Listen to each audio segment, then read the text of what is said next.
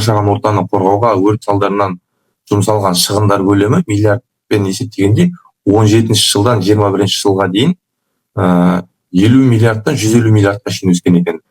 Кейбір климаттық өзгерістерге байланысты 72 миллиардтан 83 миллиардқа дейін. Соның барлығын қоса есептегенде 417 миллиард теңгеге артқан екен. 417 миллиард теңге деген ойлаңызшы өзіңіз, қаншама ақша.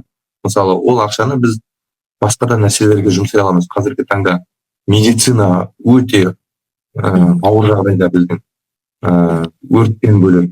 Сондықтан өртті алдын алып болжап үйренген дұрыс бізге. Соның методикасын ойлап тауып, есептеу методикасын ойлап тауып, минимализировать ету, былайша айтқан кезде, өрттің салдарынан келетін шығынды минимумға жеткізу